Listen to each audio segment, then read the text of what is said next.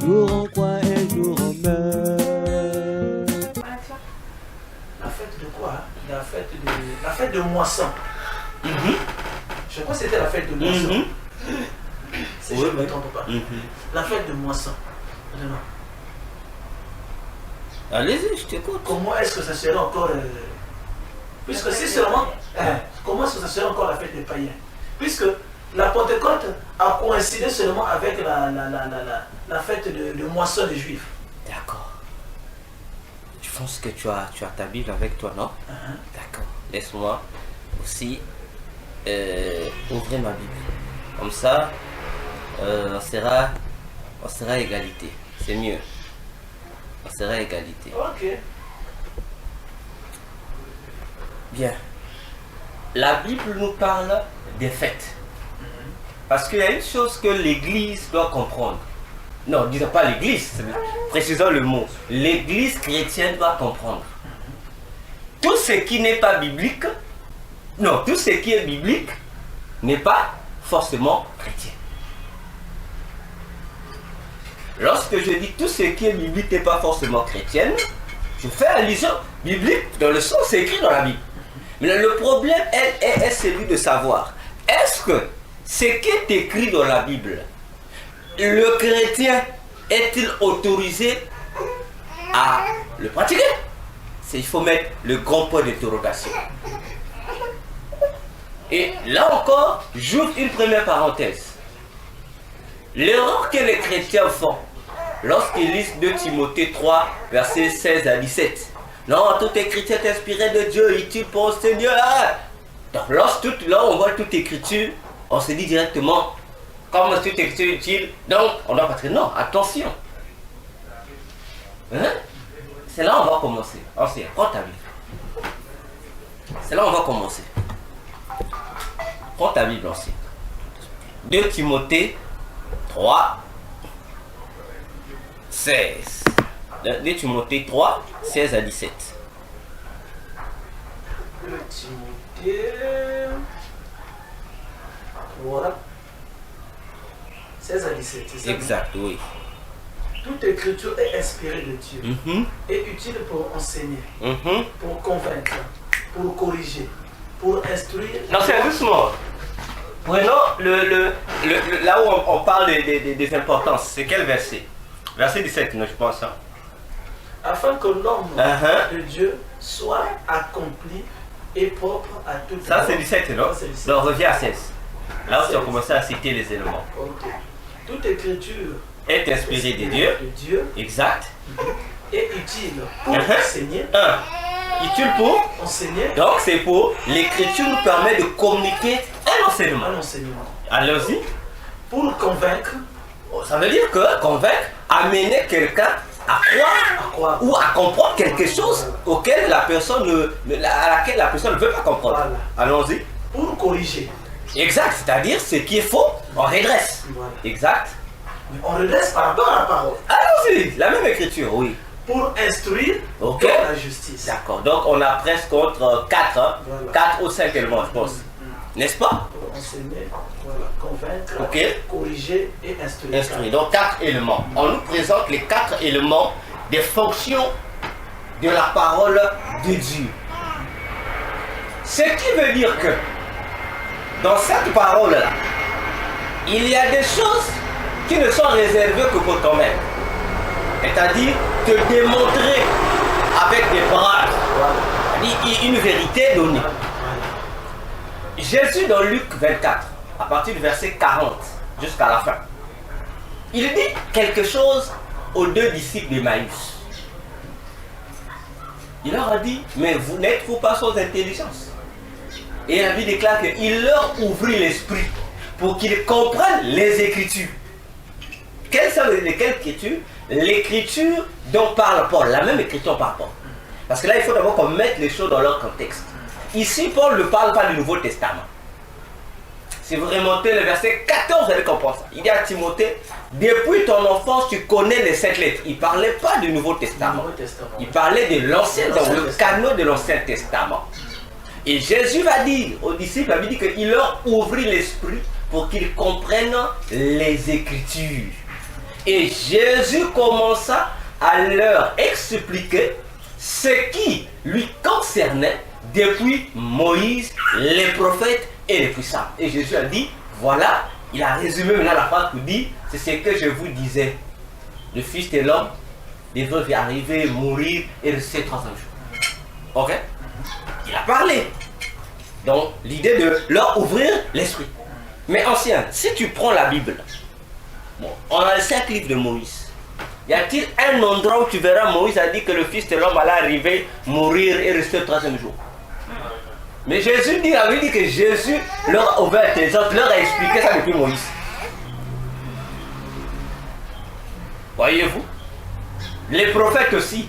Il n'y en a pas. Ni tu veux nulle part dans le prophète, dans le puissant, on a dit que le Fils de l'homme allait mourir et rester le 3e jour. Mais comment Jésus, lui qui est Dieu, la parole incarnée, démontre ça dans les Écritures? Puisque l'Ancien Testament, bon, contrairement à ce que disent les théologiens, n'est que divisé en 3 parties. Bon, les théologiens divisent, je crois, en 5, quelque chose comme ça. Mais c'est divisé en 3. On a Moïse, les prophètes et les puissants. Voyons-nous. Pour dire quoi? La Bible, depuis Moïse, on a Deutéronome 16, le répète. On a, commençons même depuis Exode 12. Exode 12, 13. Deutéronome, si on prend déjà Deutéronome 5, Deutéronome chapitre 5, chapitre 6, chapitre 7 et Deutéronome chapitre 16, et on prend Lévitique 23, surtout le chapitre de Lévitique 23 qui nous donne, où Dieu répète avec toutes les précisions possibles le déroulement par rapport au temps et par rapport aux détails de chacune de ces fêtes à lui, que lui s'est dit appeler les fêtes de l'Éternel. Il y en a principalement 7 fêtes de l'Éternel en dehors du sabbat hebdomadaire. Il y a 7 fêtes de l'Éternel. Et les 7 fêtes de l'Éternel, dans l'Ancien Testament, ce sont des fêtes qui se fêtaient. Donc, ce sont des fêtes qui se sont inscrites dans le vécu, ce que nous aujourd'hui on peut appeler les coutumes ou les traditions juives. Donc ce sont des fêtes à la fois spirituelles et physiques. Physiques parce que pour les juifs c'est devenu une vie, c'est naturel. Alors que ce sont des fêtes religieuses. Alors, dans toutes ces fêtes, ça se fêtait.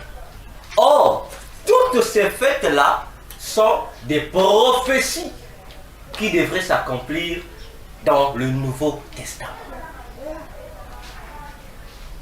La première fête et toutes les 7 fêtes sont établies par Dieu d'après leur ordre chronologique. C'est Dieu qui fixe. À telle période, la Pâque, le 14 Nissan. Après le 14 Nissan, le 15 vient la fête des premiers germes ou des prémices. Après le 14, le 15 vient la fête des pains sans levain. Et le 16 vient la fête des prémices. Après la fête des prémices, plus tard, donc disons 50 jours après la Pâque, doit venir une 4e fête, qui est la fête de la Pentecôte. Après la fête de la Pentecôte, doit venir encore une autre fête, la fête des trompettes. Après la fête des trompettes, doit venir encore une autre fête, qui est la fête de... il y a la trompette, la fête d'expiation, du grand pardon, le Yom Kippour, et enfin vient encore une dernière fête, qui est comment vous l'appelez ça? La fête des tabernacles. Donc, si on voit, il y a principalement 8 fêtes. Parce qu'il y a une fête là-bas qui ne sort pas trop. C'est la fête des prémices. Ça ne sort pas trop comme tel. Alors, les 7, bon, disons, toutes ces fêtes de l'Éternel là, lorsqu'on Jésus arrive, la Bible déjà nous dit, dans 1 Corinthiens 5, le verset 6 à 7, avant même d'arriver à Paul, qui dit que fêtant, Jésus est notre Pâque. Et il dit que nous devons, en même temps il parle aussi de la fête des pains sans levain. qui est quoi? Il dit il faut fêter son levain parce que le levain est l'image du péché. Donc on doit être saint. Donc on comprend déjà que la Pâque, que Jésus l'a dit dans Luc 22, c'est lui. Donc la fête de la Pâque nous prophétisait la mort de Jésus sur la croix. Il a dit encore à Nicodème dans Jean 3, il lui dit que de même que Moïse éleva le serpent au désert, de même que le Fils de l'homme doit être élevé. Voilà. Déjà on comprend que la Pâque c'est la mort, disons, la mort de Jésus. Et Jésus, lorsque lui, il institue, il fait sa dernière Pâque juive avec les disciples, il recommande aux disciples de continuer avec la même Pâque. Mais cette fois-ci, Jésus fait quoi? Jésus élimine certains éléments de la Pâque. Une chose encore, deuxième parenthèse, que l'Église chrétienne ne sait pas, parce qu'on lit mal les évangiles, et on pratique mal à la Sainte Seine. Parce que c'est ce que Jésus nous laisse. La Pâque que lui célèbre, il dit faites ceci en mémoire de moi. Il nous dit faites la même Pâque que moi, la dernière Pâque là. Refaites ça aussi. Chaque fois que vous allez le faire, vous rappellerez, annoncer ma mort. Donc on fait une commémoration de celle-ci. Mais ce que l'Église chrétienne ne sait pas, pourtant c'est écrit noir blanc dans la Bible, c'est que la Pâque, lorsqu'on parlait de la Pâque, la fête de la Pâque, était composé de deux rituels. Bon, lorsque je parle de rituel, en gros, il y avait la Pâque, l'agneau de la Pâque, et il y avait le repas de la Pâque. Donc il y avait deux éléments. L'agneau de la Pâque, qui avait ses rituels, d'après Exode 12, et il y avait le repas de la Pâque. Toujours dans Exode 12. Donc l'animal central, la Pâque, l'agneau, et son repas, c'est pas pareil. Parce que l'animal de la Pâque avait un rituel spécifique. Et le repas de la Pâque était un aliment qui accompagnait la Pâque comme tel. Jésus, le jour où il célèbre la dernière Pâque avec les disciples, il est l'agneau. Ils ont fini. Il prend la partie du repas. Il dit faites ceci en mémoire de moi. Il laisse le repas. Faites le repas. Seulement, le repas, il change les éléments. Parce que les Juifs préparaient cette nourriture correcte. Maintenant, le repas du rituel de la Pâque avait ces choses, les herbes amères, des choses ceci.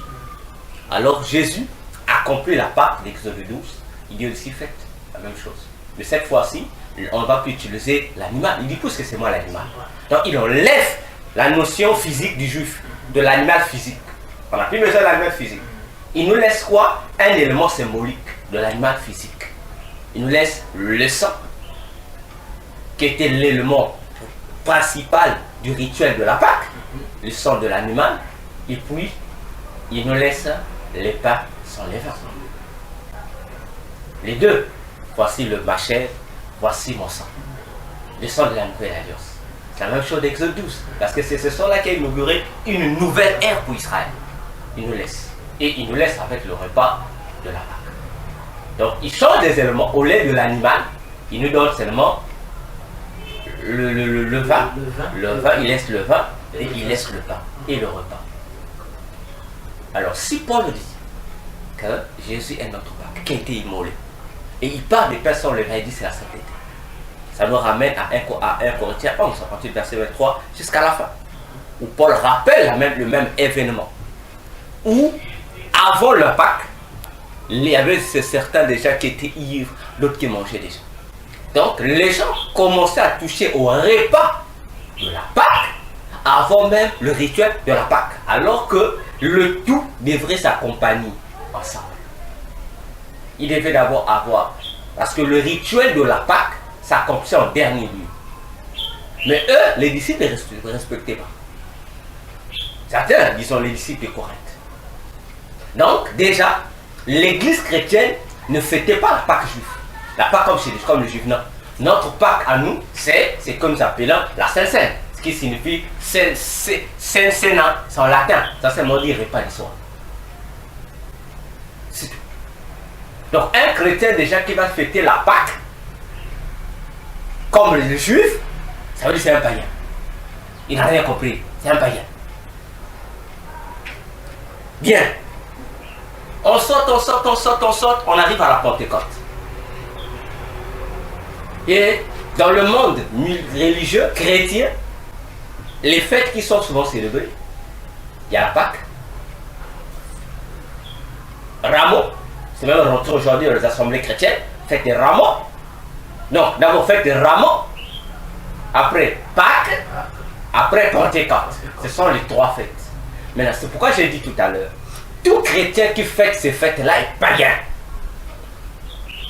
Parce que, déjà, on a vu avec la Pâque, Jésus ne nous demande pas de fêter la Pâque juive. Il nous laisse la même Pâque, mais il nous demande de commémorer la véritable réalité de la Pâque. Maintenant, toi, chrétien, tu vas fêter la Pâque juive. Ça veut dire que tu es un sorcier. Tu es un sorcier. Exact, tu es sorcier. Et c'est ce que font les églises aujourd'hui. On parle de la Pâque. Vous voyez que le jour de la Pâque, non, les gens commencent à porter des toges bizarres. Non, on prend l'animal, non, les rituels, ceci. C'est de la cabale, c'est de l'occultisme, c'est la sorcellerie. En un mot, chez nous, on dit, c'est le fétichisme. Ça n'a rien à voir avec Jésus. Est-ce que c'est ce qui se fait à l'église? Mais ça se fait, ancien.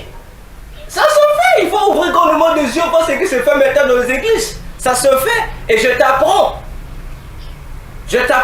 Il y a un prophète, je ne sais pas si tu le connais, le fameux prophète Zaoui.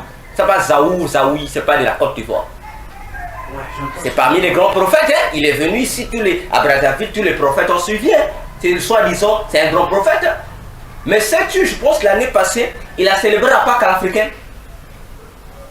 La Pâque à l'africaine? Exact. C'est-à-dire? Il dit, on va fêter la Pâque à la manière des Africains. Mais c'est ça la vérité. Et si tu rentres où tu demandes à l'enseignant toxique, tu lui demandes, enseignant toxique, donne-moi le lien, tu verras. Donc il a dit, on va célébrer la Pâque à la manière des Africains. Donc ce jour-là, filmé, ils sont venus célébrer leur Pâque, je crois l'année passée, je ne me trompe pas, ou cette année, ils sont venus célébrer la Pâque en mode africain. Ils sont habillés avec le gros bobo d'or, comme au mode africain. Donc c'est une fête à l'africaine. C'est vrai, on a fêté la Pâque. On ne sait pas depuis quand il y a la Pâque à l'africaine. Non, il n'y en a pas. Eh mais... Ça, c'est des choses qui n'existent pas. Mais ça existe, non? Puisque c'est existe, on dit ça fait partie, on doit célébrer la Pâque d'après nos coutumes africaines. Oh, non. Exact. Voyez-vous, déjà, il y a un problème. Bon, maintenant, le problème des rameaux sort d'où? Nous avons été enfants, nous avons grandi. La seule église qui faisait la fête des rameaux, la fameuse fête des rameaux, c'est l'église catholique. Maintenant, comment cette fête est transitée maintenant dans les églises chrétiennes, assemblées ou des réveils, on retrouve maintenant ça. Par rapport à quelle base? C'est même écrit où dans la Bible que les laver la fête des rameaux. Ça n'existe pas. Ça n'existe pas. C'est pas une fête, c'était pas une fête. Ce n'est même pas une fête. Exact. Ce n'est même pas une fête. Bien. Bon, maintenant, d'où vient-il aujourd'hui maintenant? Rentrons de l'issue. Que l'église chrétienne commence à fêter Pentecôte. Ça sort d'où? Fêter comme tel, en fait. Non. Fêter comme tel, en fait, ce n'est même pas le mot. Ok, mais là, quel est le mot? Quel est le mot?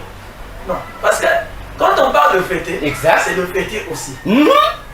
Mais, moi, quand je parle de fêter, ce n'est pas fêter comme, c'est-à-dire comme... Je te comprends. Que ça soit pas comme Voilà. comme tapageux, mais Voilà. c'est la fête. C'est que je dis. C'est-à-dire que c'est un jour aussi, Ok. le premier jour, c'est-à-dire le jour où les disciples ont été investis du Saint-Esprit. Donc c'est quand même un jour mémorable. Je sens te couper ancien. C'est là où nous sommes. C'est un jour mémorable. Voilà. Mais mémorable à base de quelle écriture? Voilà pourquoi je dis, la Pentecôte est biblique, elle n'est pas chrétienne.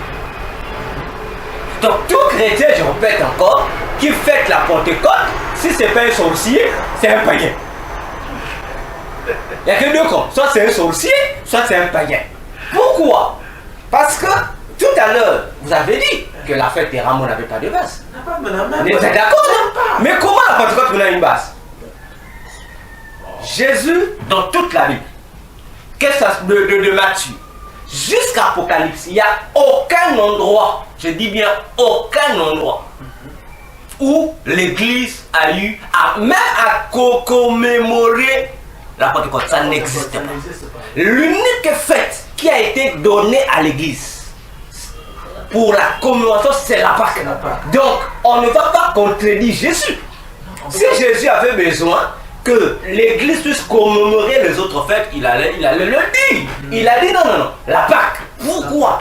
Parce que une autre révélation que les disciples, bon, disons, les 4 évangélistes n'ont pas rapporté, mais Paul, qui a vécu la même expérience que les 4 évangélistes, a dit, Jésus a dit, chaque fois que vous commémorez cela, vous annoncez non seulement ma mort, ma résurrection et mort. Voilà la clé pour laquelle Jésus nous demande de commémorer la Pâque, parce que la Pâque absorbe toutes les autres fêtes. Donc c'est la clé de toutes les autres fêtes. C'est l'unique fête que Jésus nous a laissée. Maintenant, comment on arrive aujourd'hui, lorsqu'on arrive à la période de la Pâque, tout le monde est dans le bruit. On rentre tout le monde dans la mouvance catholique. On rentre tout le monde, on suit l'église catholique par derrière. On copie. Et on arrive à la Pentecôte. Oh, la Pentecôte. Mais je pose la question aussi. Mais pourquoi l'église chrétienne ne célèbre pas la fête des pères sans lèvres? Pourquoi l'église chrétienne ne célèbre pas la fête des prémices? Pourquoi l'église chrétienne ne commémore pas la fête des expiations ou la fête des tabernacles ou la fête des trompettes? Ok. Exact. Allons-y. Pour moi, en fait, je pourrais me dire que ces fêtes-là, normalement, c'était des fêtes juives. On doit se comprendre. Puisque quand Dieu a établi ces fêtes au peuple juif, c'était non à l'église, mais c'était au peuple juif.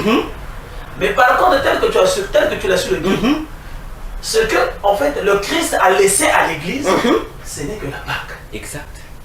Mais pour les autres, en réalité, d'autres fêtes, en réalité, pour moi, je dirais que ça concerne en fait le peuple juif. Puisque il y a ces fêtes qui existent, que l'Ancien Testament nous parle. En réalité, l'église, ça concernait les juifs. Mais ça concerne pas l'église. Donc, là, ce que je peux comprendre, telle que la manière j'ai compris, que oui, la Pâque, c'est la seule fête que le Seigneur lui-même nous a laissée. Ça, c'est la fête. Mais par contre, la Pentecôte, pour moi, en fait, je ne prends pas la Pentecôte comme une fête, c'est-à-dire une fête comme telle. C'est-à-dire que, même la fête des rameaux, comme les gens me disent, rameaux. Bon, ça dépend de l'église peut-être. Bien sûr. Pour moi, je ne prends pas ça comme une fête vraiment comme telle. Mais, pour moi, je dirais peut-être la Pentecôte, c'est de façon personnelle. C'est vrai que ce n'est pas biblique, il n'y a pas oui. Même lorsque ça sera de façon personnelle, c'est un blasphème. Là encore je monte. Parce que j'ai d'abord dit païen, je monte encore, c'est un blasphème. Pourquoi? Laisse-le finir. Allez-y ensuite. C'est un jour où les disciples ont été investis. Allons-y. La Bible dit quoi? Je crois Acte 1:8. Vous serez quoi? Revêtus du Saint-Esprit, d'une puissance là. Et vous serez mes témoins. Exact. Donc, à vrai dire que c'était là même le départ de l'Église, le commencement de l'Église. L'Église a commencé à partir de là. Donc c'est comme en fait pour l'Église chrétienne, pour nous qui sommes l'Église de Dieu, on pourrait dire que c'est même l'acte de naissance pour nous les chrétiens. Puisque c'est là où l'Église a commencé. Donc, si seulement qu'on commémore cela, c'est-à-dire ce n'est pas de façon peut-être les fêtes comme telles, mais c'est juste en fait une manière aussi de symboliser que non, bon, à telle époque, à partir de tel événement, à partir de la Pentecôte, c'est là où l'Église a pris vie. C'est là où l'Église a pris naissance. C'est là où l'Église a commencé ses activités sur terre. Dans ce sens, moi c'est dans ce sens que je comprends la chose. C'est ce que je dis. Même si c'est dans ce sens-là, c'est comme je dis encore. Jésus, qui a institué ces fêtes, il dit, donc parmi toutes ces fêtes, je vous laisse ça. Faites la commémoration de ça. On dit, oh Jésus, mais la Pentecôte c'est le jour où l'Église est née. On doit commémorer cela. N'est-ce pas? Maintenant, on pose la question. Mais s'il faut que vous commémorez quoi en fait à la Pentecôte? C'est juste le jour que le Saint-Esprit est descendu, non? est descendu. C'est ce qu'on voit désormais dans presque toutes les églises chrétiennes. Le jour de la Pentecôte, il y a même un thème.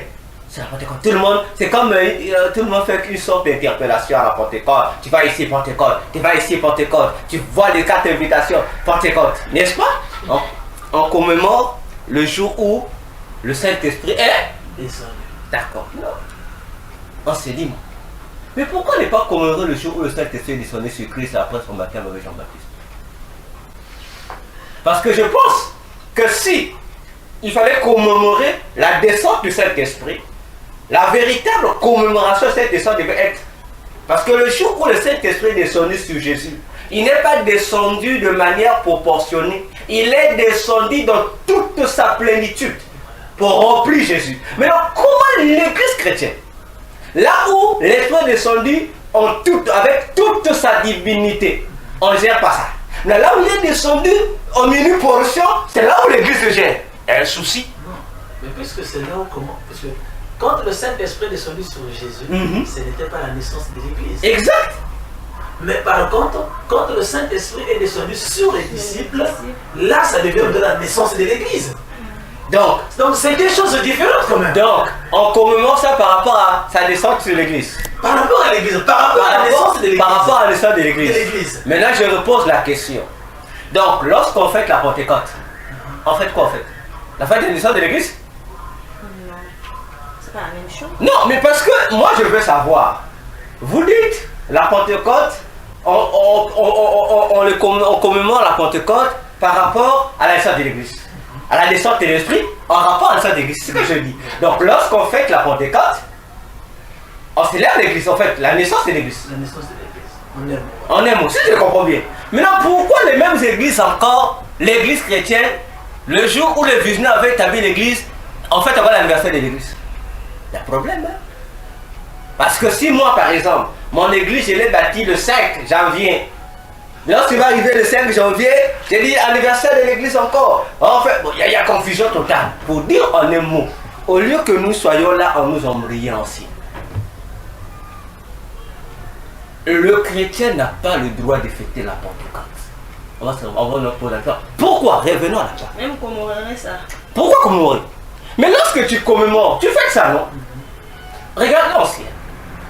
Jésus nous donne de commémorer quoi? La Pâque.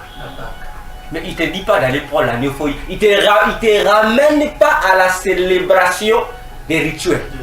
Non, il laisse le vin. Il laisse le vin. Simplement possible. Maintenant, dites-nous aussi. La Pentecôte. Quel élément qu'on retrouve à la Pentecôte? Lorsqu'on commémore la Pentecôte, si tu as des yeux, lorsque tu vas des églises de Pentecôte, quel est l'élément central qu'on donne aux gens? Le Saint-Esprit, non? Mais on sait, Jésus a dit, je pense dans la Bible, dans Matthieu, Jean 16, parmi les missions du Saint-Esprit, n'est-ce pas? Je pense que vous connaissez, hein? Parmi les missions du Saint-Esprit, à moins que vous êtes ancien, peut-être corrigez-moi. Je crois dans Jean 14 et dans Jean 14 et Jean 16. Jésus a dit une chose, parlant des missions du Saint-Esprit. Il est dit, lorsque le Saint-Esprit viendra, il dit, il convaincra le monde du péché, de la justice. Ensuite, parce qu'il y a deux missions. Il dit d'abord, lorsqu'il viendra chez vous, il vous conduira, Jean 16, 13, il vous conduira dans toute la vérité. Il prendra ce qui est à moi, toute la vérité. Il va côté païen, côté monde. Il est dit, il va convaincre le monde du péché, de la justice et du jugement à venir. Mais il y a un élément ici, nous allons souligner ça. On va voir, voilà, Jean 16, verset 13. Lisons ce que Jésus dit. Et c'est là que vous allez comprendre que tous ceux qui fêtent la Pentecôte d'une manière ou d'une autre pour commémorer le Saint-Esprit sont des blasphémateurs, sont des païens. Allons-y, si vous êtes à la page. Jean 16 et 13. Exact. quand le consolateur sera venu, l'esprit de vérité, il vous conduira dans toute la vérité. Ok. Car il ne parlera pas de lui-même. Ancien, répète-moi la phrase là. Ah, ça gratte à l'oreille. Car il ne parlera pas de lui-même, mais il dira tout ce qu'il aura entendu. Et il vous annoncera les choses à venir. La suite. La suite, le verset 14. Il me glorifiera. Il fera quoi? Il me glorifiera. Ancien, continuez. Il me glorifiera parce qu'il prendra de ce qui est à moi et vous l'annoncera. Ça s'arrête là, non? 15. 15, ça dit quoi? Tout ce que le Père... C'est bon. Maintenant, je te pose la question aussi. Jésus est un grand garçon. Hein? J'aime ce monsieur parce que lorsqu'il parlait, il était précis.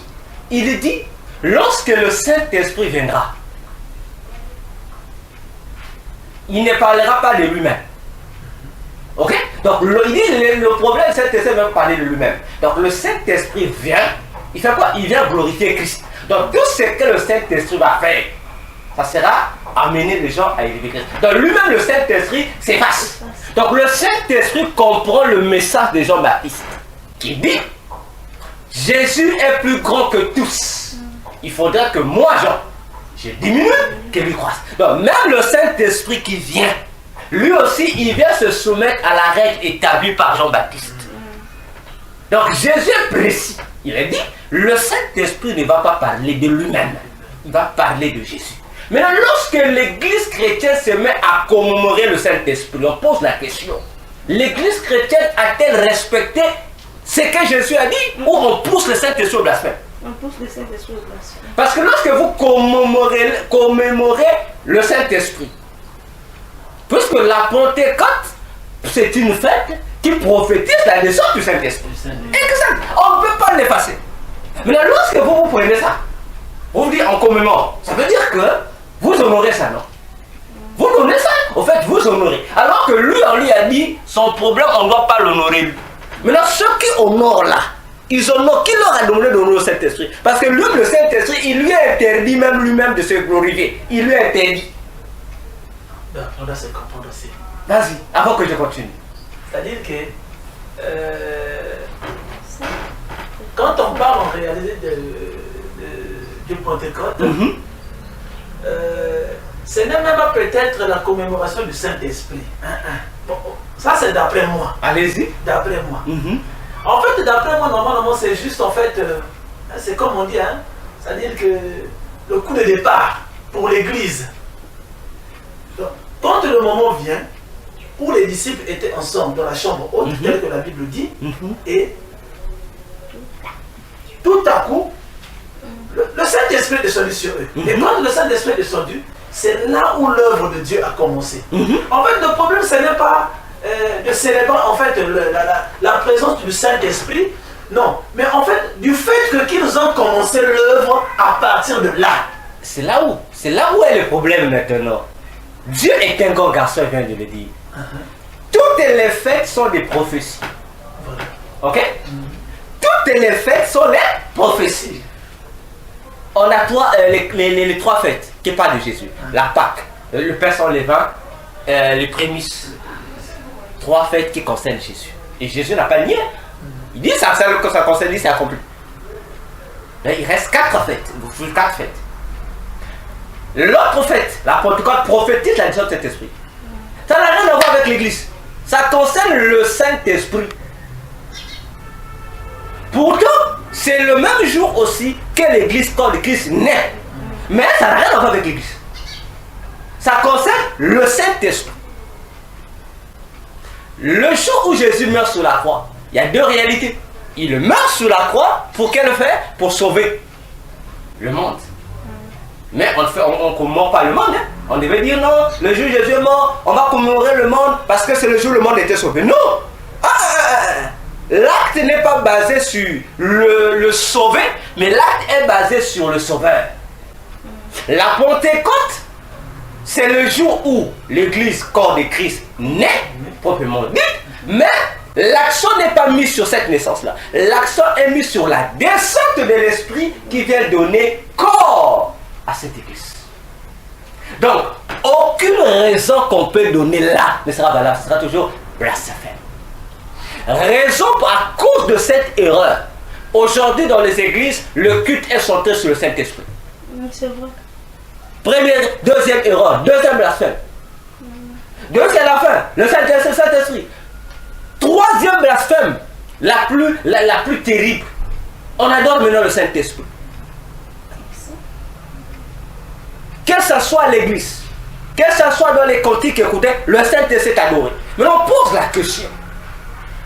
Mais tout ça, par rapport à quelle base? Tout le monde vient sur le même point. Oh non, c'est pour commémorer cet esprit parce qu'il était venu. Non. Ne corrigeons pas Dieu. Dieu a dit, le Saint-Esprit viendra, il ne doit pas se glorifier lui-même. Il va glorifier Christ. Voyez? Parce que amener le faire du Saint-Esprit, ce que nous l'avons fait aujourd'hui, c'est écarter le Saint-Esprit de ses missions. Quelque part aussi, on nous dit que le Saint-Esprit est Dieu. Ah, ancien, attention, Jésus était un grand garçon. Ok?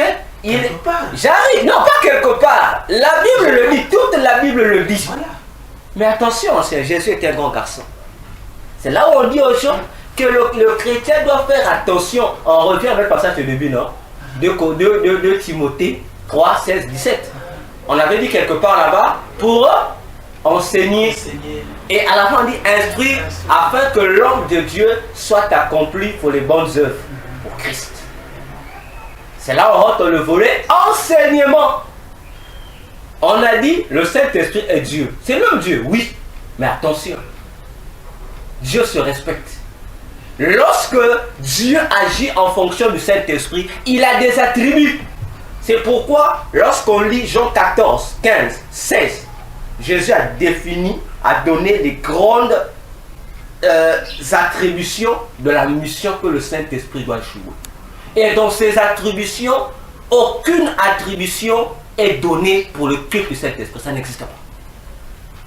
Non, le culte comme... Non, j'arrive, ça n'existe pas. Qu'est-ce que de Genèse, Apocalypse, il n'y a aucun endroit où le culte a été offert à Saint-Esprit. Il n'y a aucun, il n'y en a pas. Voyez-vous? Maintenant, celui qui va prétendre, non, moi je vais adorer le Saint-Esprit parce qu'il est Dieu, ça veut dire qu'il est en infraction, c'est un blasphémateur. Pourquoi? Prenez même le ciel, même au ciel, le Saint-Esprit n'est pas adoré. L'Apocalypse a donné les détails. Parce que le problème c'est quoi? L'église chrétienne aujourd'hui n'aime pas les enseignements. L'église chrétienne aime la prière, aime le jeûne, aime les retraites spirituelles, aime tout. Mais l'enseignement, lorsqu'on rentre dans l'enseignement, les gens se partent, les gens n'aiment pas. Parce que les gens trouvent que c'est une perte de temps d'être enseigné. Les gens préfèrent beaucoup prier. Or, ils oublient que tu ne peux pas être chrétien si tu n'as pas l'enseignement de Christ. L'ancien. C'est un grand péché, parmi les grands péchés, adorer le Saint-Esprit. Pourtant, il est dit, tu l'adores, tu es un blasphémateur. On n'adore pas le Saint-Esprit. Je vais arriver, je vais te le démontrer. Ça se fait dans les églises. Ça se fait jusqu'à aujourd'hui.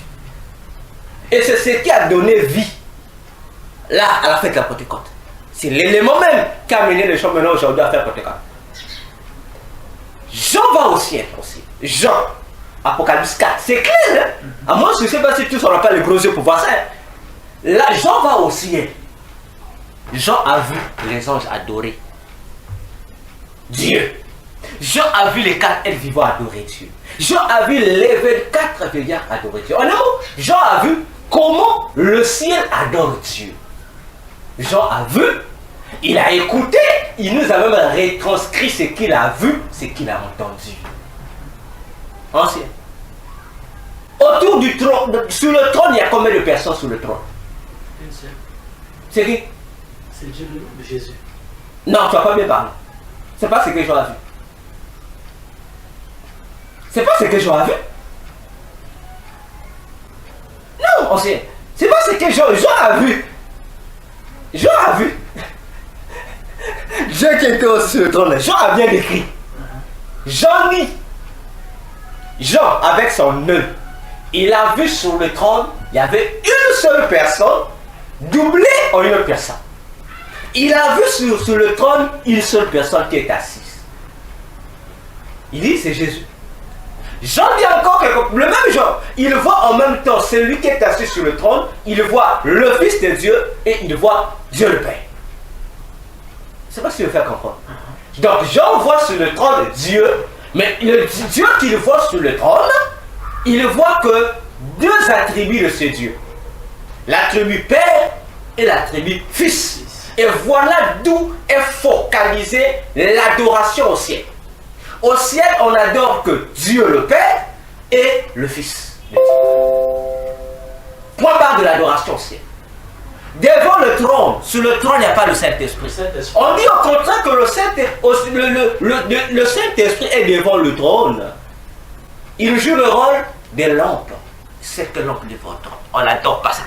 On adore le Père, on adore le Fils. Si vous remarquez dans l'adoration de 24 vieillards et les 4 étoiles, ils adoraient le Père, ils adoraient le Fils, on adorait le Saint-Esprit.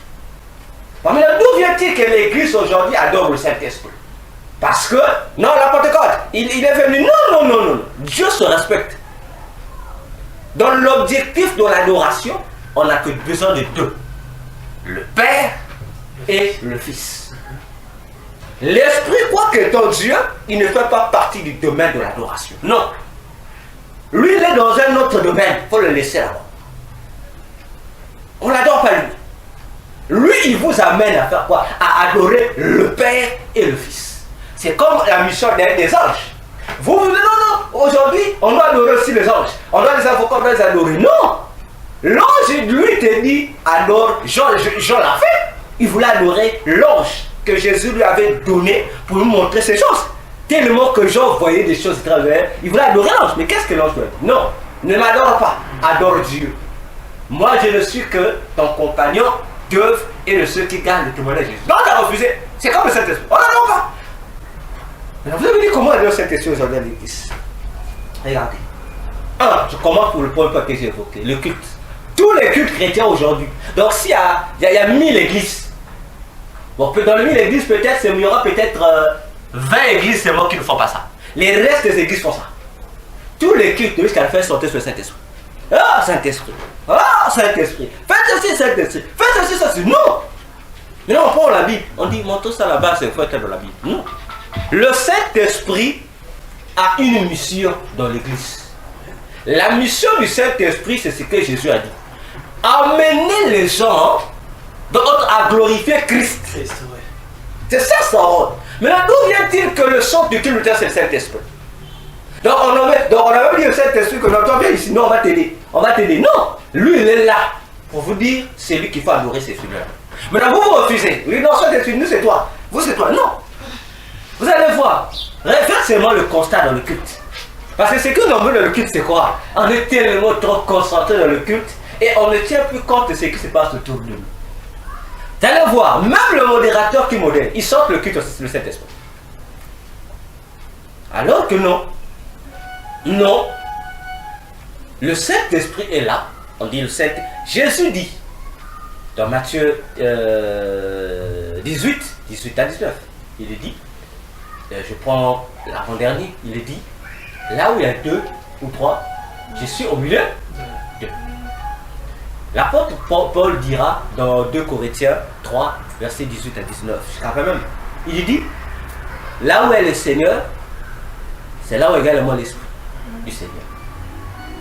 Pour dire, le Dieu Jésus ne peut que être là où il y a le Saint-Esprit. Parce que c'est lui le gage. C'est lui qui vient montrer à Jésus que, en tout cas, ceux qui se sont assemblés ici sont en nom. Pas parce qu'on se renomme de Jésus, non. Lorsque Jésus dit, si 2 ou 3 se nomment en mon nom, il ne parle pas 2 individus, 3 ils sont réunis, bon, au nom de Jésus, non. Il voit le lien du nom. Et c'est ce que Romain explique. Celui qui appartient à Jésus, c'est celui-là qui a l'esprit de Jésus. Donc, 2 personnes qui ont l'esprit de Jésus, dès qu'ils s'entendent à s'assembler, à se réunir, en se basant sur ce nom à qui ils appartiennent, le Saint-Esprit est là. Et comme le Saint-Esprit est là, ça veut dire le trône de Jésus sera là. Le Saint-Esprit est là pour pousser maintenant des gens à faire le service. Connaît-il que aujourd'hui l'Église adore le Saint-Esprit? Bon, moi, c'est là où je ne comprends pas. À quel moment l'Église adore le Saint-Esprit? Puisque quand on dirige les cultes, par exemple, Exact. on dirige les cultes, oui. Pour nous, tel que nous à ENAC, le modérateur, en fait, c'est comme le culte est divisé au moins en trois parties, si je prends bien, si je pense bien, en trois parties. C'est-à-dire, quand on commence avec la modération, il y a d'abord en fait La préparatif. Action de grâce, c'est-à-dire dire merci à Dieu. Il y a un moment de repentance et un moment, là on implore maintenant le Saint-Esprit de prendre la direction par exemple du culte. Est-ce que c'est mauvais? Est-ce qu'implorer le Saint-Esprit de venir prendre la direction du culte ou bien d'être le coordonnateur du culte, vraiment ça c'est... Non, ça c'est autre chose. Ça c'est autre chose. Le Saint-Esprit c'est lui qui conduit. Voilà. Lorsqu'on demande, on dit bon, Saint-Esprit, nous avons besoin de toi, de nous diriger, de nous amener en un mot à avoir la même pensée que le Seigneur pour la réunion du jour. Ça c'est autre chose. Hein? C'est autre chose. Il y a des, je dis ici, ils sont majoritaires ces églises chrétiennes. Lorsqu'on rentre dans l'adoration, j'ai fait partie de l'église où j'ai quitté. On adorait le Saint-Esprit. Bon, je ne peux pas dire que j'étais l'unique, mais je fais partie de ces rares de personnes qui ne le faisaient pas. Et une fois, deux fois, à maintes reprises, j'ai dit à mon pasteur, ce que tu fais là n'est pas biblique. Même en pleine chaîne, j'ai prêché, j'ai dit c'est pas biblique. La raison était quoi? La même chose, non? La Pentecôte. Le Saint-Esprit dit non, c'est pas, ça n'a rien à voir avec la Pentecôte. On adore Jésus ou on adore le Père. On n'adore pas le Saint-Esprit. Et il y a des églises qui en font. Donc lorsqu'on arrive votre fameuse partie de l'adoration, on va adorer Dieu. Et tout le monde passe le temps à adorer le Saint-Esprit. Preuve, si tu n'adores pas le Saint-Esprit en parole, on l'adore dans la chanson. Et là, on sait tu vas te retrouver. Regarde les chantres de ton église. Bon, comme j'ai dit, le problème c'est quoi? Lorsqu'on est au culte, le chrétien devient comme, je dirais, un idiot. Un idiot qui est centré sur lui-même. Il est là focalisé sur lui-même. Tout ce qui se passe autour de lui, c'est plus son problème. Ah non!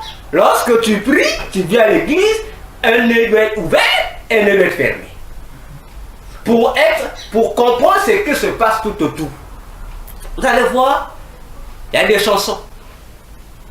On le chante là-bas. Non, je veux te reposer la question aussi. On nous dit adorons Dieu. On adore Dieu, on adorait avec nos parents, comme on dit. Après, on dit au chant. Les chants sont encore adorés dans les chants. Non, c'est dis-moi, où est la place de la chanson? Moli monandame yaka, moli monandame yaka. On vient d'adorer, parce que dès le départ, on s'est sanctifié, n'est-ce pas? On a demandé au Saint-Esprit de nous conduire, n'est-ce pas? Bon, le temps est évolué. On arrive, on a adoré Dieu, ah Dieu, tu es ceci, Dieu. Maintenant, on dit aux chantres, on adore avec nos paroles. On veut maintenant que les chantres nous amènent dans la profondeur de l'adoration. Maintenant, le chant commence avec ça. Et on va même donner 5 cantiques pour le Saint-Esprit. Maintenant, c'est parce que nous ne prêtons pas attention dans les cantiques qui sont chantés. Si on prêtait attention, parce que moi, je suis au culte partout je vais. Qu'est-ce que c'est venu? Je suis concentré. Donc je fais mon culte intérieur et je fais mon culte extérieur.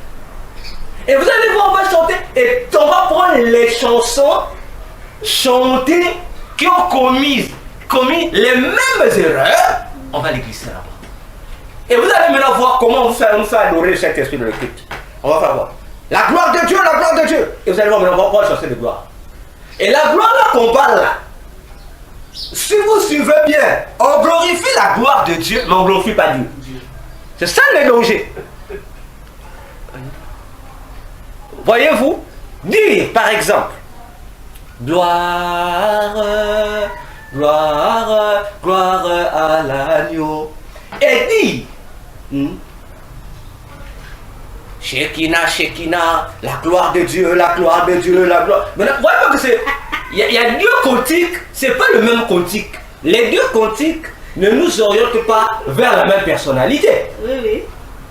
Il y a un cantique qui adore la gloire de Dieu. Il y a un cantique qui rend la gloire à Dieu. Or, comme les gens dans leur tête savent que la gloire de Dieu c'est le Saint-Esprit, on adore. Voilà pourquoi je dis on adore. En fait, on ne se rend pas compte de ça. Oh, la gloire de Dieu. Non. La Bible dit même au ciel, même lorsque les anges adorent, on dit honneur, gloire, puissance à toi. Mais ils n'ont pas fait de la puissance objet d'adoration. Non. Et c'est là que se trouve le piège. Mais comme nous rentrons dans le sensationnel, là, l'ancien ferme les yeux. L'ancien dit lancez là. Et là, le prophète se lève. Lancez là. Les autres là, ils mentent même. Tout ça pourquoi? Parce que Dieu ne descend pas lorsqu'il y a erreur. Comme j'ai toujours dit aux gens, arrêtons de commettre ces erreurs-là. Dieu n'est pas un Dieu de compréhension, il est un Dieu de principe. Tu ne peux pas te tenir, je disais une fois au pasteur un instant. Et pasteur un instant. Nos prières ne sont pas exaucées. C'est pas parfois, non, le diable nous a bloqué. Non. C'est nous-mêmes qui ne savons pas prier. J'ai dit, imaginons-nous.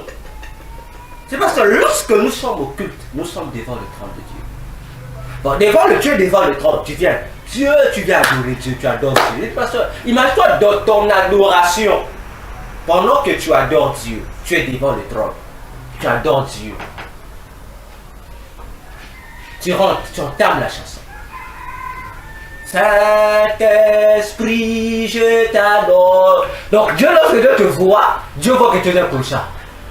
Même le Saint-Esprit qui est à côté dit, ah Dieu, il dit Dieu, c'est pas moi qui lui inspire ces choses-là. Et Dieu ne va pas t'écouter. C'est comme si tu étais devant le trône. Au lieu de glorifier Dieu, toi tu glorifies le diable. Oui, tu viens citer Guédé, le ciel va tomber, on va même t'expulser. Parce que l'église, comme je dis, comme on n'aime pas les enseignements, on aime prier. Les chrétiens aiment prier. Mais si tu en demandes aux chrétiens, c'est quoi la prière? C'est là où on voit que la plupart des chrétiens ne prient pas en fait. Nous allons faire le sport à l'église. On va transpirer. Ils sont là devant le trône, au lieu d'adorer Dieu, ils adorent maintenant le trône. Mais c'est ce que je dis. Tout ça c'est quoi? Ça s'appelle ignorance du culte chrétien. Voyez-vous? Parce que les chrétiens n'ont plus le temps de vérifier. On dit souvent, c'est notre église. Notre pasteur avait dit. Moi j'ai toujours dit, je l'ai dit à mon pasteur, je l'ai dit à mon père spirituel, là où il connaît. C'est même les choses qui ont fait que je quitte mon père spirituel. Je lui dis, ce que tu dis, c'est pas la Bible. Si ce que tu dis est la Bible, on dit Amen. Mais si ce que tu dis pas, je dis pas Amen. Je dis, Père, c'est toi qui m'as appris ça lorsque tu es venu, puis j'étais arrivé ici, païen. Donc, c'est détourné là. L'église n'aime plus ça. Ça dit, ah, c'est comme ça. Non. Mais c'est comme ça sur quelle base? Amuse-toi, pose au pasteur des questions. Vous faites la Pentecôte pourquoi? Tu vas écouter le raison. Il n'y aura pas une raison biblique. Non, parce que ça te dit toi. Non, mais fais-toi aussi non. Parce que la fête de l'église, hein, c'est la fête des trompettes qui viendra. C'est-à-dire qui prophétise l'enlèvement de l'église. Mais pourquoi on ne fait pas la fête des trompettes de l'église? On devait aller acheter les trompettes, hein? On fait là. D'ailleurs, même, on a même une chanson qui nous avait déjà réservée. Tango Yesua Koya, Kelelo Ekobeta. Maintenant, faites aussi la fête en question. Regardez, c'est les juifs, ça se fait quand la fête des trompettes. Faites-on aussi ça? À l'église, on dit aujourd'hui commémoration, fête des trompettes. Parce que c'est la fête qui annonce l'enlèvement de l'église. Maintenant, je veux revenir ancien. Vous avez dit, on commémore la naissance de l'église. Vous allez remarquer dans la Bible aussi. Mais Jésus n'a jamais donné qu'on commémore sa naissance. Il a préféré la mort. Pourquoi? Parce que toute la Bible a souligné une phrase. Il vaut mieux la fin d'une chose que son commencement. Et Jésus a dit, à celui qui persévérera jusqu'à la fin, c'est celui-là qui sera sauvé. C'est-à-dire, c'est celui-là qui aura droit à la louange. L'église qui sera louée, ce n'est pas l'église de la Pentecôte. C'est l'église qui aura part en l'enlèvement de l'église. C'est cette église-là où ces chrétiens-là, qui seront appelés les élus, les pousses. Voyez-vous? Donc, lorsqu'on est, voilà que j'ai dit, tous les chrétiens qui fêtent les fêtes là, ils les fêtent par ambiance, ils les fêtent par suivisme, sans se rendre compte de la réalité de la chose. Les juifs le font. C'est pour les juifs, ce n'est plus une affaire de religion. Donc c'est devenu normal pour lui. Ça fait pas plus que la vie juive est liée à la loi religieuse. Donc c'est pour lui, c'est normal. C'est maintenant sa vie.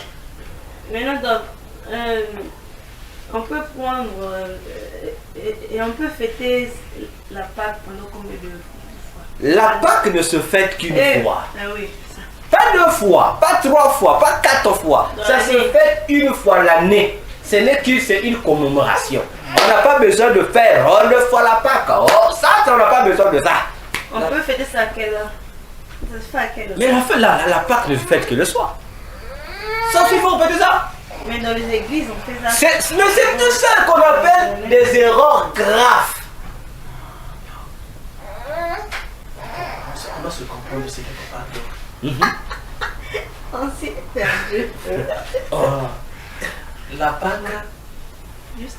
la Pâque, en réalité, bibliquement parlant, même autant, même dans le livre, je crois, d'Exode, c'était le soir.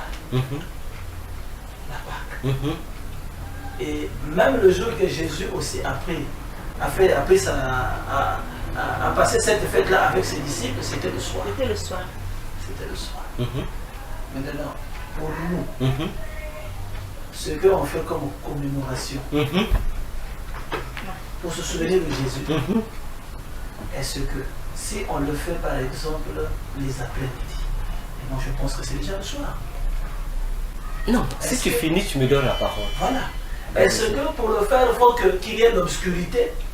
C'est-à-dire qu'on doit attendre pour manger le pain et le vin qu'on va se partager là. On doit attendre qu'il fait soir, puisque j'ai déjà entendu un pasteur le dire même que normalement la Sainte Seine, il faut le prendre à partir de minuit.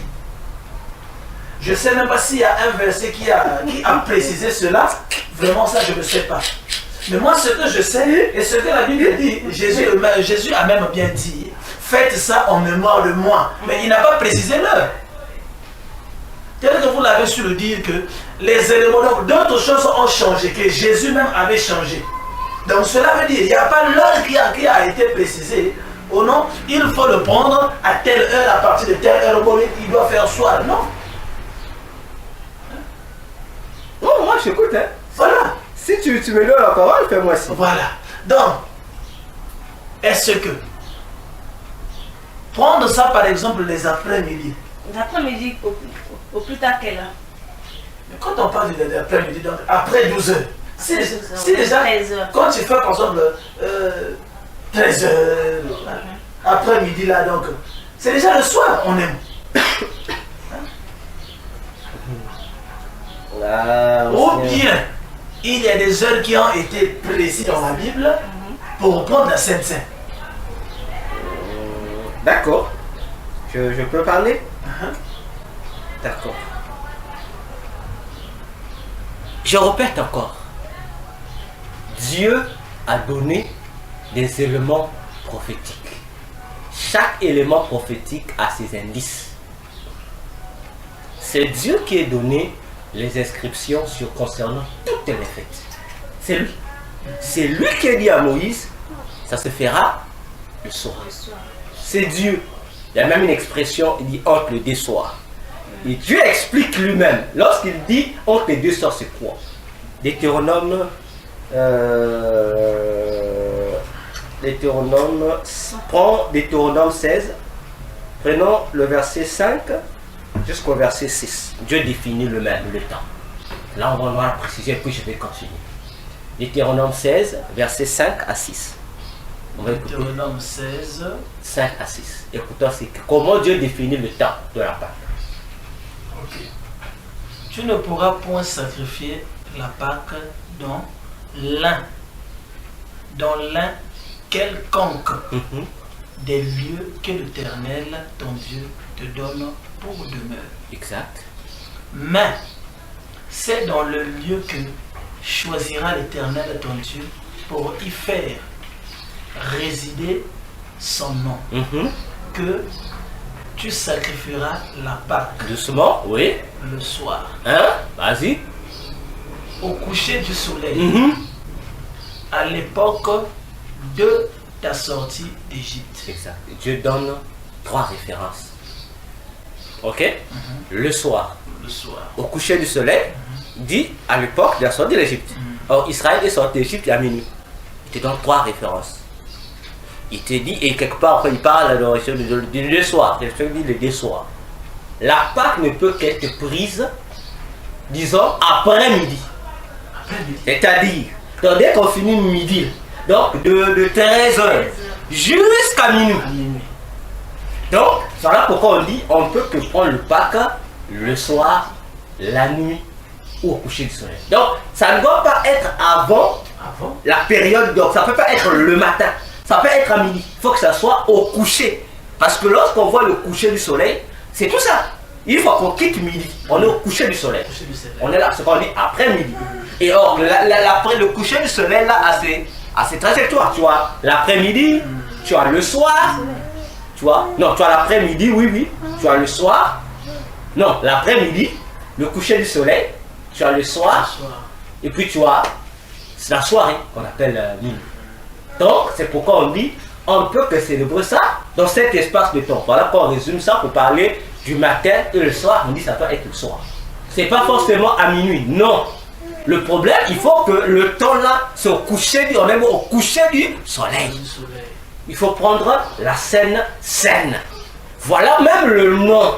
Si scène veut dire repas du soir. Tu vas remarquer, il y a un passage même dans la Bible, Apocalypse 3, 20-21.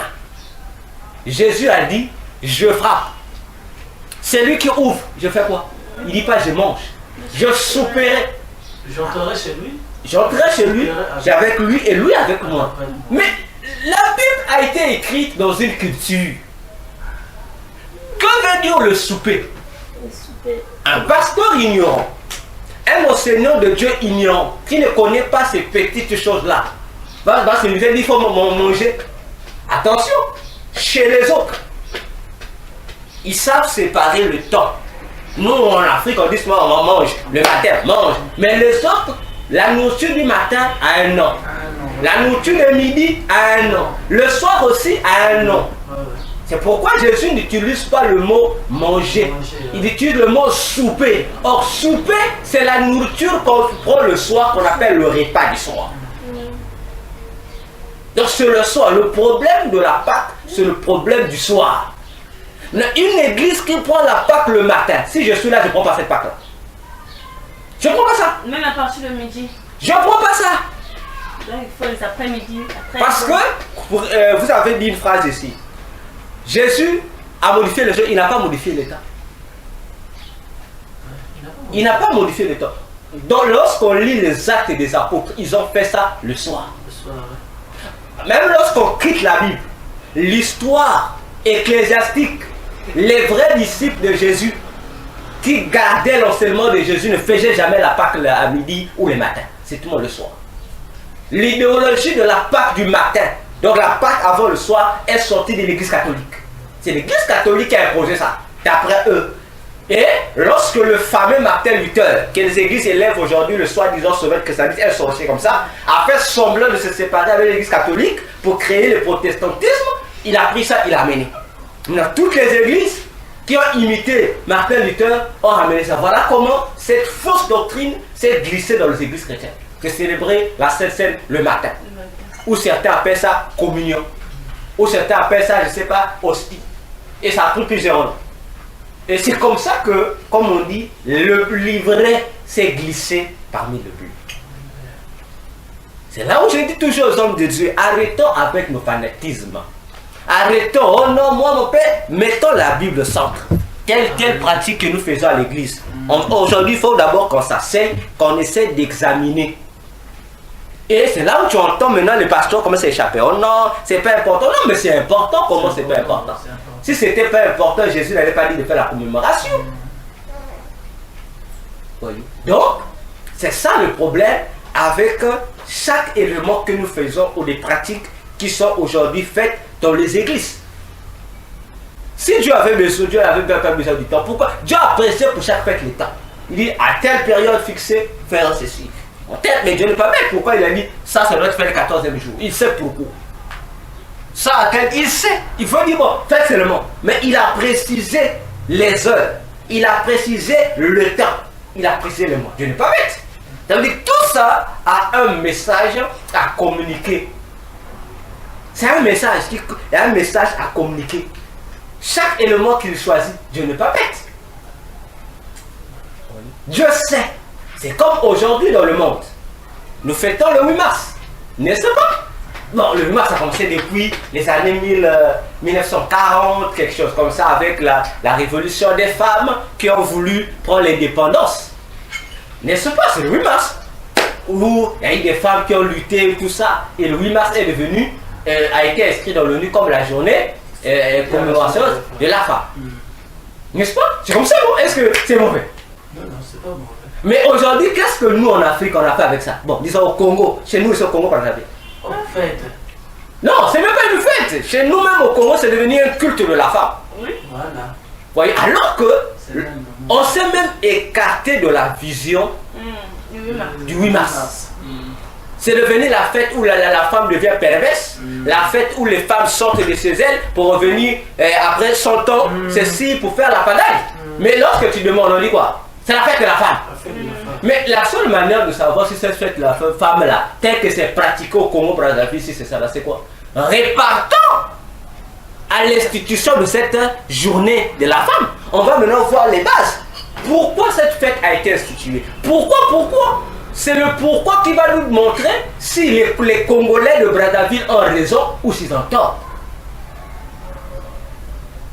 Voyez-vous? C'est ça l'objectif de... Voilà pourquoi les apôtres, même lorsqu'on lit les épîtres, lorsqu'il y avait un point qui ne passait pas, ils se réunissaient et s'asseyaient pour examiner le point. Vous dites non, on doit examiner cette affaire. Mais pourquoi avec les hommes de Dieu aujourd'hui ça ne se fait pas? Parce que l'homme de Dieu sait que lui, comme il a grandi avec ça, il a imposé ça à l'église, maintenant il trouve que le fait de corriger ça, il trouve qu'il va perdre le charisme. C'est là que le grand danger. C'est dit si j'enlève ça à l'église, on va me dire non. Alors que dans la Bible, on a vu. Ah, si c'était faux, on corrige, on dit c'est faux. Et on continue. C'est ça maintenant la base. Comme on dit, c'est là où l'enseignement fait mal. C'est ça. Voilà. Ma question est celle-ci. Maintenant, si le culte commence à 9h jusqu'à 12h30, maintenant, si c'est le jour de la Sainte-Seine, vous allez faire comment? Ça se fait le soir. Il n'y a pas de débat à faire. Non, attends, s'il te plaît. Ça se fait le soir. Mais le culte finit à 12h30. Je dis bien. Lorsqu'il y a séminaire, en fait, le séminaire, c'est pas quand? C'est pas le soir. Si vous savez que vous allez faire la Sainte-Seine. Parce qu'il y a beaucoup de... Non. Dans beaucoup des églises, eux, ils font ça les dimanches. C'est ce que je dis. Les dimanches peu importe le jour où vous allez choisir. Peu importe le jour. Le plus souvent, le constat fait, ce jour-là, le culte finit souvent en retard s'il y a la Mais c'est ce que je dis, non? Peu importe le jour que vous allez choisir. Si vous choisissez le dimanche, ça veut dire que vous devez faire votre culte le soir. Ou bien le culte peut commencer à 9h. Non! La Sainte-Seine se fait maintenant à partir de 13h. Si vous faites déjà ça, déjà les gens vont pas accepter à l'église. Parce que pourquoi? Vous irez au-delà de comment vous appelez ça? Des heures. À moins que vous vous dites vous-même, ah bon, aujourd'hui c'est journée spéciale, il y aura cette scène, mais on va rester, on est là le matin, on va faire autre chose, mais la partie de la cérémonie, on va faire le soir. Pas de souci. Ça n'engage que vous, comme je dis.